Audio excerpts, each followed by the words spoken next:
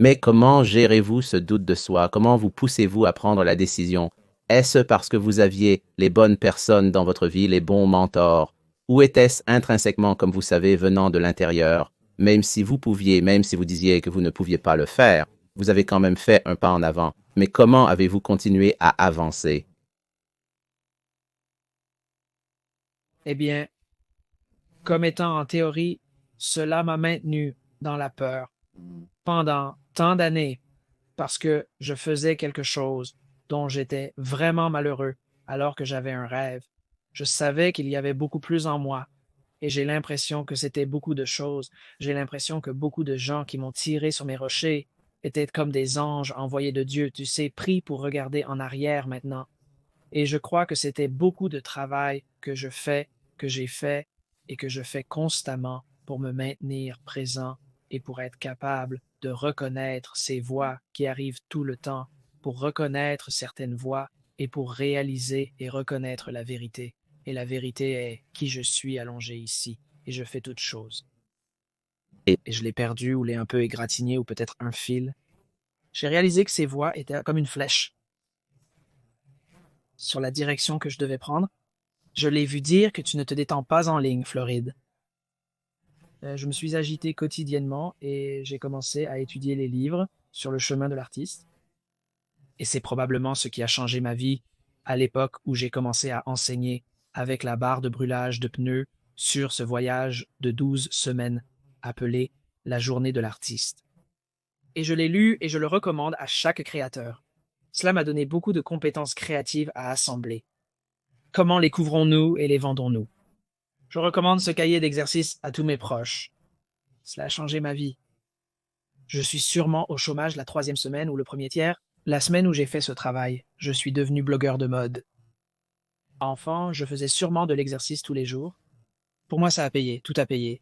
C'est le sol. Et j'ai commencé à tenir un journal dans l'espace. C'est sorti dans un journal. Je me dis à moi-même qui est-ce qui écrit.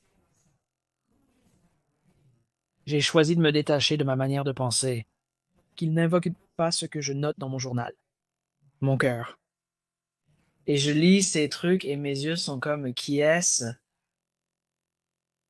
J'ai commencé à tenir un journal quotidien.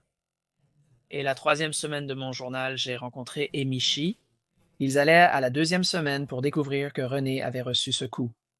La troisième vidéo qu'elle a faite pour Pau, je ne faisais que tenir un journal, tenir un journal, tenir un journal.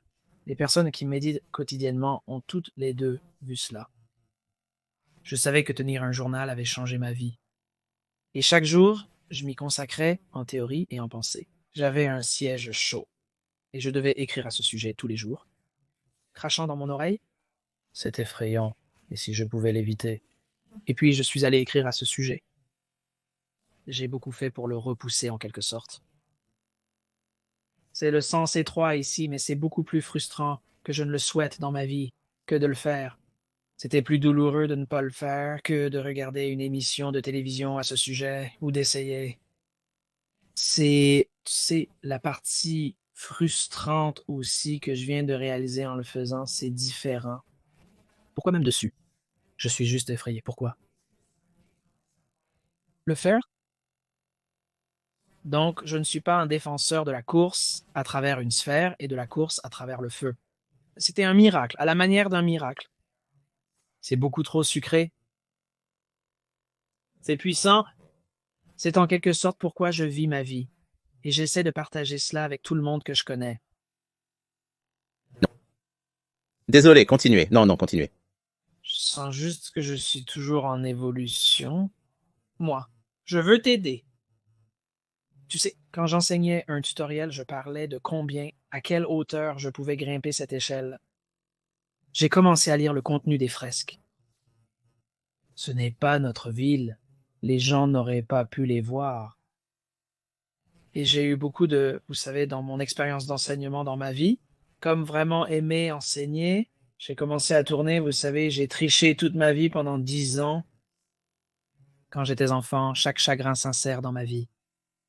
Et j'en avais une tonne de accès aux finances et aux maisons et à l'argent et au salaire et à ceux-ci aussi et à faire partie du groupe populaire.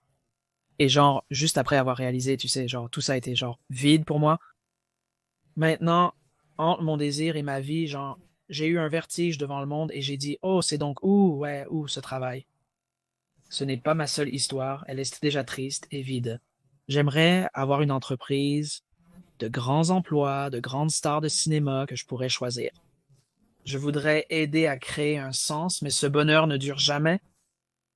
Alors j'ai commencé à avoir ces questions que j'avais comme, je ne sais pas comment le dire. Eh bien, j'ai un travail, un directeur comme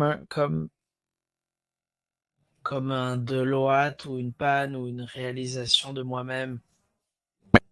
Épiphanie, ouais, épiphanie.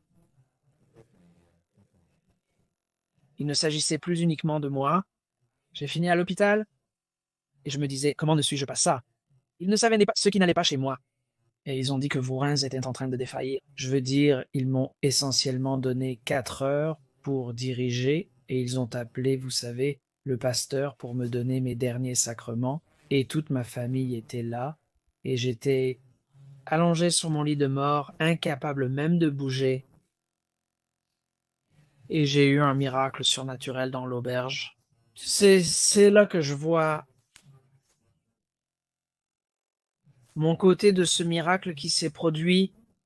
C'était toute une longue histoire et ma vie a changé. Quand je suis sorti de l'hôpital, complètement guéri 2 jours plus tard. Et j'ai fait un grand succès.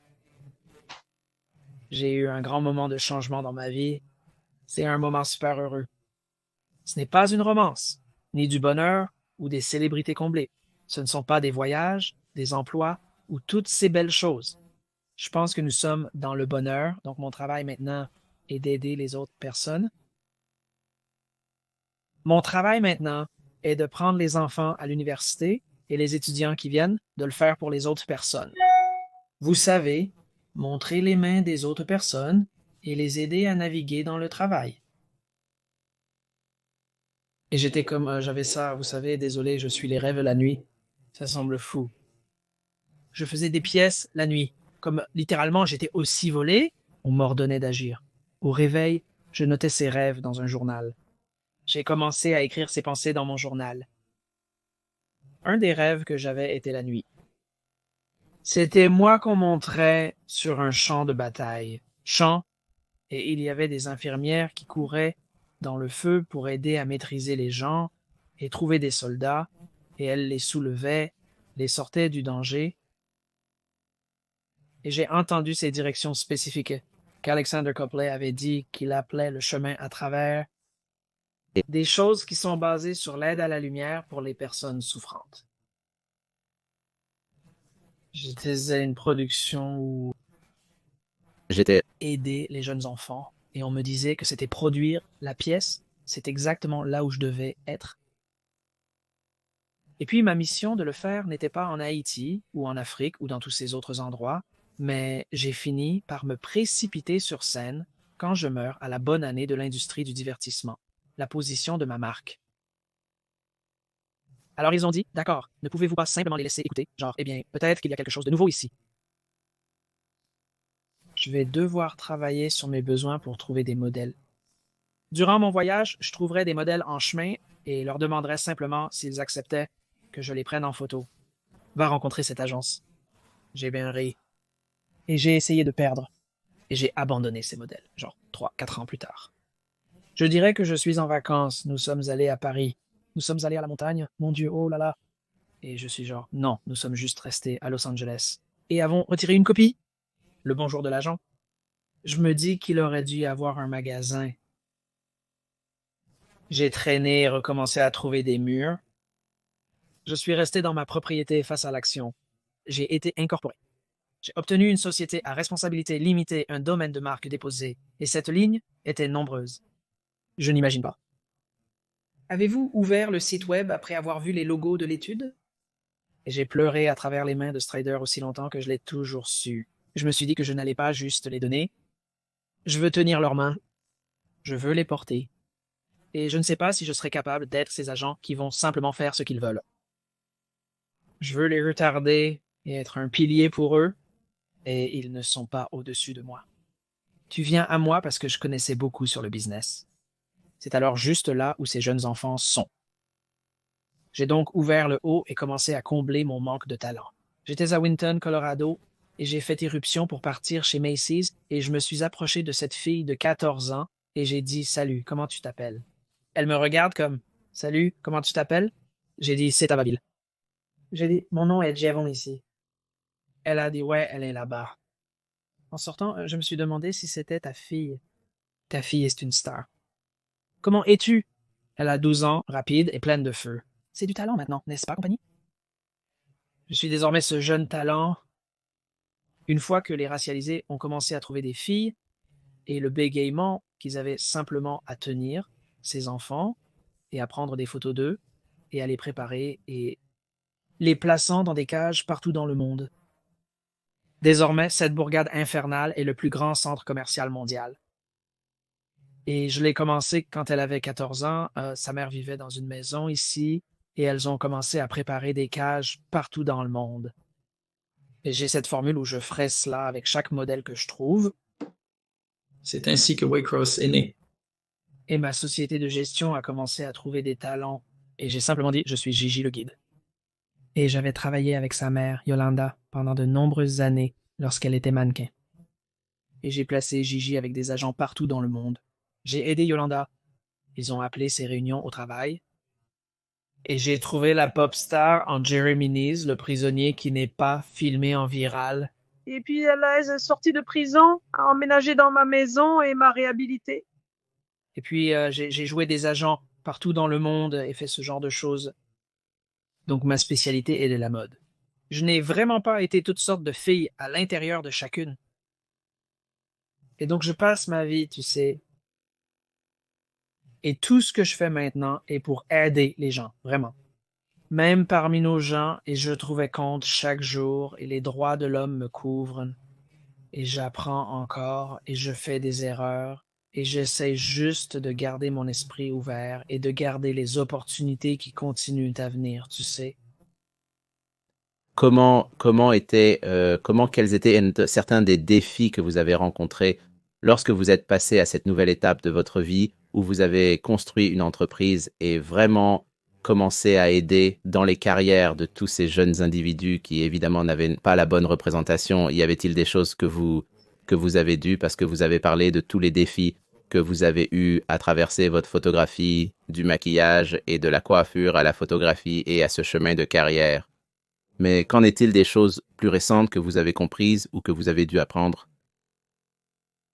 Un des Plus grande leçon que j'ai dû apprendre est, vous savez, devenir un homme d'affaires et apprendre, vous savez, quand j'ai commencé, tout ce que je faisais était de créer. Je ne me souciais pas de l'argent. Je ne me souciais pas de la base de données, et de garder des cartes de visite et numéros de téléphone. je n'ai pas. Même pas su si j'étais payé ou non payé. J'étais devenu imprudent, trichant juste pour décrocher un job. Je ne connaissais pas l'agent. Environ 9 ans plus tard, mon agent m'a volé et a triché beaucoup d'argent. Je me suis juste sorti de mon sommeil. J'ai réalisé à ce moment-là, quand je les ai confrontés, qu'ils étaient en train de nuire à mon travail. J'ai réalisé, ma nature, que tu étais un jour que je mentionne même comme la cible de sa transpiration en le faisant tout. Ils ont réalisé le montant considérable d'argent qu'ils gagnaient. Ils n'achetaient pas seulement des sous-vêtements. Ils créaient des emplois en ligne. Ils embauchaient des propriétaires modernes et les traiteurs et les studios et des pop stars et toutes ces choses. Et ils ont embauché une artiste native et lui ont promis 15 000 $ pour la nuit des soins. Et elle n'a fini par embaucher qu'une partie de ses propriétaires. Elle obtient donc 1 000 $ pour son objectif, ce qui n'était pas mon travail. Avec un nouveau manteau, nous pourrions faire l'amour. Le nain mentirait à son beau-père alors qu'elle gagnerait 1 000 $ par jour. Alors elle ferait tout de même une centaine. Terry là-bas la regarderait en réalisant qu'elle gagnait environ 20 $ par jour. Comment un travailleur pourrait-il en gagner la moitié? Elle faisait aussi partie de l'équipe de nettoyage à la vapeur des armoires. Pourquoi utilisez-vous ce grand moule pour les stands? Je n'ai jamais été un homme d'affaires. Je suis venu la chercher et je lui ai dit qu'elle était déjà vieille. Si tu veux travailler avec moi, je te le donnerai cette fois quand l'âge baisse. Je créerai mon propre panneau d'affichage pour partager mon opinion. C'est à ce moment-là que j'ai commencé à l'appeler Une pluie torrentielle en été transformait le ruisseau en une rivière infernale. Et son livre. Il y a l'un de mes nouveaux clients pour Brooks Brothers. Et donc, j'ai entendu, quand vouliez-vous me réserver? J'y étais bien, je paye. Alors, elle me donnait ses emplois, alors elle le met dans une autre voiture où elle pourrait produire ses emplois. Ce n'est même pas du business. Genre, ouah, c'est dur. Et malheureusement, à quel point certaines personnes sont nulles. Ouais, ce qui n'est pas, ouais. J'ai donc finalement réinitialisé et ouvert ma société à travers diverses productions. Mon gestionnaire d'affaires était consultant. Quand j'avais le rôle, je savais que j'étais dans une entreprise. Je suis un cosmétologue. Et elle a commencé à me dire, et j'ai dit, j'aime mon agent. Elle a dit, ah, pourquoi as-tu fait ça? J'ai dit, j'étais stupide. C'est ce qui est amusant dans votre cosmétique. J'ai une petite chaise, mais rien qui pourrait servir de visage à large décolleté. Pour soutenir mon entreprise, j'ai commencé à embaucher 2 assistants et à leur enseigner comment être des agents. J'ai donc eu 2 administrateurs à temps plein depuis. Je leur ai montré comment utiliser ma base de données et je les ai aidés avec l'appel que j'avais. Et j'ai dit à chacun d'eux, rappelle-moi le coût de la déduction de 50 jours, chaque jour, au téléphone. Voici les coordonnées des directeurs artistiques, numéro de téléphone et adresse. Donc chaque personne avait une tâche à accomplir chaque jour. Envoyer un message, un courrier ou un élément promotionnel avec un rôle de personnel dessus. Je l'ai déjà fait et envoyé par courrier. Pendant 3 mois, j'étais réservé quotidiennement. Ensuite, ils ont dû créer leurs propres emplois. Je leur ai tous appris comment produire. Cela a-t-il électrifié une partie des modèles, de l'emplacement ou du désordre? J'ai commencé à me dire c'est de la folie. Je suis beaucoup plus conscient de la façon dont cela se fait, comme si naturellement, j'ai maintenant le contrôle de tout mon tournage. Chaque fois qu'il commençait, était-ce quelque chose que je pensais juste, parce qu'elle m'attendait pour partir et que tout le monde n'était pas content? Quand j'ai terminé le travail, le client m'embrassait déjà sans que j'aie besoin de lui dire. Je l'ai vu et ne l'ai pas regretté, mais je devais le faire non seulement pour ce que j'ai vu, mais aussi pour l'expérience que j'avais sur le plateau. Lorsque la société de mode est venue, ils m'ont dit que c'était une véritable entreprise technologique. Donc, quand j'étais ici à Fossé, le défi était comment vraiment m'impliquer et posséder ma propre entreprise. Mettre de côté mon chemin créatif et vraiment m'impliquer et saisir cette possibilité d'être une entreprise